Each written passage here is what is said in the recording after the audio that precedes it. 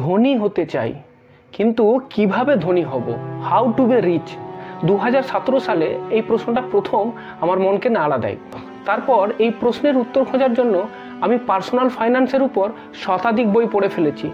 সেই বইগুলো পড়ে আমার এই উপলব্ধি হয়েছে যে যদি জীবনে ধনী হতে হয় তাহলে প্রথমেই আমার এই পুয়ার মাইন্ডসেট চেঞ্জ করতে হবে এবং আমাকে রিচ মাইন্ডসেট নিয়ে আসতে হবে। আমার এই ভিডিওতে আমি আপনাদের শেয়ার করব এরকম 10টা পয়েন্ট, যেগুলো আমি শিখেছি এবং আমি আমার খাতায় নোট করে রেখেছি এবং আমার জীবনে অ্যাপ্লাই করার চেষ্টাও করি।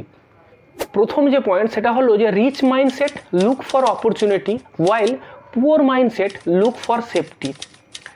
2017 সালে আগে পর্যন্ত যে টাকাটা আমি ইনকাম করতাম সবটাই আমি সেফটির কথা সবার প্রথমে ভাবতাম। সেই জন্যই সব টাকা আমার সেভিং অ্যাকাউন্টে পড়ে থাকতো অথবা ফিক্সড ডিপোজিটে পড়ে থাকতো।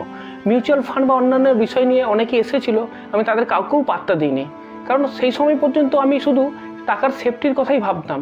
কিন্তু তারপরে আমি বুঝলাম যে সেফটি নয়, আমাকে অপরচুনিটি খুঁজতে হবে। তো এই বই পড়ার পর থেকেই আমার ফোকাসটা কিন্তু সম্পূর্ণ চেঞ্জ হয়ে গেল। সেই সেফটি থেকে আমার ফোকাসটা ঘুরে গেল টোটালি অপরচুনিটির দিকে। তখন আমি খুঁজতে শুরু করলাম যে আমার যে টাকাটা সেটাকে আমি বেস্ট কিভাবে ব্যবহার করতে পারি, কোথায় আমার জন্য বেস্ট অপরচুনিটিটা আছে। সেই কারণের জন্য আমি মিউচুয়াল ফান্ড সম্বন্ধে শিখলাম, স্টক মার্কেট সম্বন্ধে শিখেছি এবং বর্তমানেও শিখে চলেছি। দ্বিতীয় যে পয়েন্টটা সেটা হলো যে rich mindset obsessed with learning while poor mindset obsessed with entertainment. Rich পিপলরা আপনি দেখে থাকবেন যে তারা কিন্তু লাইফ লং লার্নিংয়ে বিশ্বাস করেন। তারা কিন্তু জীবনের অনেকটা সময় শেখার জন্য ব্যয় করেন, নতুন কিছু জিনিস শেখার জন্য, নতুন কিছু জিনিস লার্নিংয়ের জন্য। তারা বই পড়েন, আর্টিকেল পড়েন, তারা যে ফিল্ডে আছে সেই ফিল্ডের বিভিন্ন বিষয় সম্বন্ধে তারা নলেজ রাখেন এবং কন্টিনিউয়াস তারা লার্ন করে চলেছেন। আর যদি পুয়ার মাইন্ডসেট হয় তারা কিন্তু এন্টারটেনমেন্ট নিয়েই অবসেসড হয়ে থাকে, মজা আনা চাইয়ে।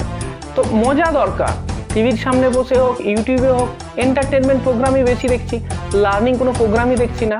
তৃতীয় যে পয়েন্ট সেটা হলো rich mindset accumulate wealth, poor mindset accumulate debt. দেখুন, রিচ পিপল তারা কিন্তু ওয়েলথ অ্যাকুমুলেট করে, তারা এমন অ্যাসেট অ্যাকোয়ার করে যে অ্যাসেটগুলো তাদের জন্য ইনকাম জেনারেট করে দেবে।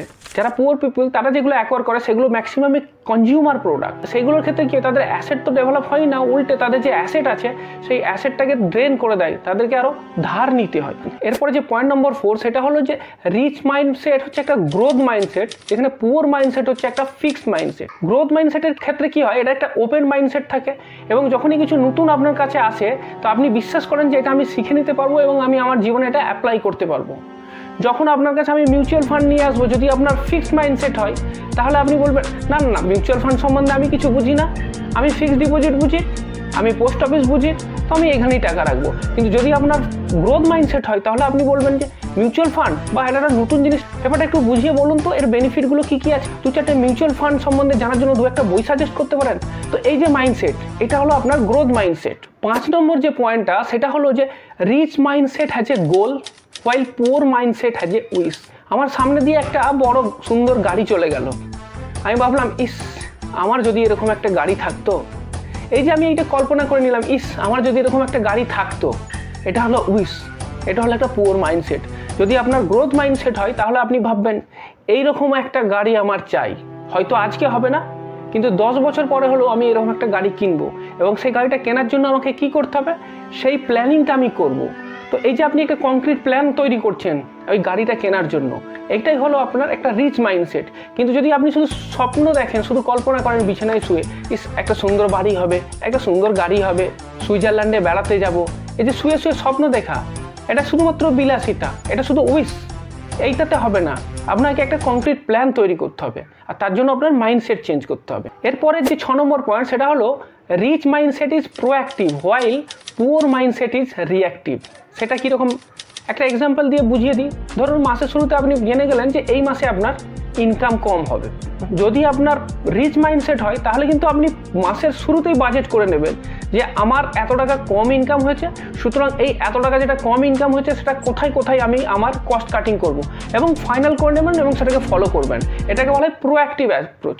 আর যদি আপনার রিঅ্যাক্টিভ অ্যাপ্রোচ হয় তাহলে কি হবে, ঠিক আছে কম ইনকাম হয়েছে, আপনি আপনার মতো দিলদরিয়া চলবেন, মাসে 15 তারিখের পরে গিয়ে দেখলেন টাকা নেই, তখন ভাবতে হবে এবার কি হবে, দেখি প্রতিবেশীর কাছে যাই যদি কিছু ধার পাওয়া যায়। এইটা হলো রিঅ্যাক্টিভ অ্যাপ্রোচ। এরপরে যেটা পয়েন্ট নাম্বার 7 সেটা হলো rich mindset think of net worth while poor mindset thinks to acquire consumer debt. যাদের রিচ মাইন্ডসেট আছে না, তারা কিন্তু নেট ওর্থের কথা ভাবে। তারা ভাবে যে আমার অ্যাসেটের পরিমাণটা বাড়াতে হবে এবং লায়াবিলিটির পরিমাণটা কমাতে হবে যাতে আমার নেট ওর্থ বেশি হয়। আর যাদের পুয়ার মাইন্ডসেট থাকে সেক্ষেত্রে আপনার কী হবে, আপনি অ্যাসেটের কথা ভাববেনই না, আপনি শুধু ভাবছেন যে নতুন করে কিভাবে আরও লায়াবিলিটিস কিনবো, কী করে আমি আরও এলিজিবল হবো কনজিউমার লোন আরও নেবার জন্য, কী করে ইএমআই দিয়ে একটা গাড়ি কিনতে পারবো, কী করে ইএমআই দিয়ে একটা এয়ার কন্ডিশন কিনতে পারবো, ইএমআই দিয়ে পার্সোনাল লোন নিয়ে কী করে বাড়ির ইন্টেরিয়ার ডেকোরেশনটা কীভাবে করতে পারবো। তো সব কিছু কী হচ্ছে যে আপনি শুধু লায়াবিলিটি কেনার জন্য ভাবছেন। তো এইটা হচ্ছে তফাৎ। এরপরের যে পয়েন্টটা সেটা খুব ইম্পর্টেন্ট, পয়েন্ট নাম্বার 8, সেটা হলো যে যারা রিচ তারা কিন্তু ক্যাশ ফ্লোয়িং অ্যাসেটে ইনভেস্ট করে, আর যারা পুয়ার তারা কিন্তু ক্যাশ ড্রেনিং লায়াবিলিটিজে ইনভেস্ট করে। দেখে থাকবেন এটা কিন্তু একটা বেসিক ডিফারেন্স। যখনই আপনার কাছে টাকা আসছে সেই টাকাটা আপনি কোথায় ইনভেস্ট করছেন সেটা কিন্তু খুব ইম্পর্টেন্ট। যখনই আমি ক্যাশ ফ্লোয়িং অ্যাসেটের কথা বলছি তখন আপনার যে টাকাটা সেটা ম্যাক্সিমাম আপনি যেখানে ইনভেস্ট করবেন সেটা আমি স্টকে ইনভেস্ট করবো, mutual fund, bond, real estate, এগুলো হচ্ছে আপনার ক্যাশ ফ্লোয়িং অ্যাসেট। এখানে আপনার ইনভেস্ট করলে আপনার ক্যাশ আসবে। কিন্তু যদি আপনার পুয়ার মাইন্ডসেট হয় তাহলে আপনি কিন্তু ক্যাশ ড্রেনিং লায়াবিলিটির কথা ভাববেন।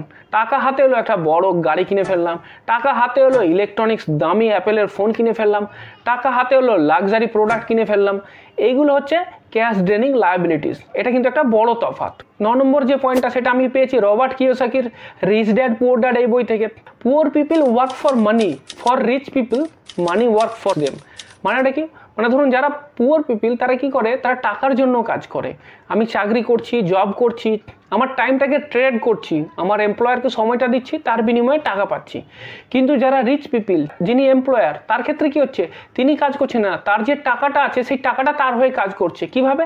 তার যে টাকাটা সেই টাকাটা আমাকে বেতন হিসাবে দিচ্ছে এবং আমি কাজ করছি। হতে পারে ক্যারিয়ার শুরুতে অনেক ক্ষেত্রে এটা হতে পারে, কিন্তু আপনাকে সবসময় লক্ষ্য রাখতে হবে এই পজিশনে আসার জন্য যে এমন একটা সময় আসবে যখন আপনি আর টাকার জন্য কাজ করবেন না, টাকা আপনার জন্য কাজ করবে। আর 10 নম্বর যে পয়েন্টটা, last but not the least, এটাও খুব একটা ইম্পর্টেন্ট পয়েন্ট, সেটা হলো যে rich mindset create products while poor mindset consume them। আপনি দেখে থাকবেন যেসব ধনী মানুষেরা আছেন তারা দেখবেন কিছু না কিছু একটা প্রোডাক্ট তৈরি করেছে এবং সেই প্রোডাক্টগুলো তৈরি করেছে বলেই তারা এত ধনী। আর আমরা কি করি, আমরা শুধু পিওরলি কনজিউম করি, আমরা কিন্তু কোনো কিছু তৈরি করছি না। আর যদি আপনি কিছু তৈরি না করেন তাহলে কিন্তু আপনি ধনী হতে পারবেন না।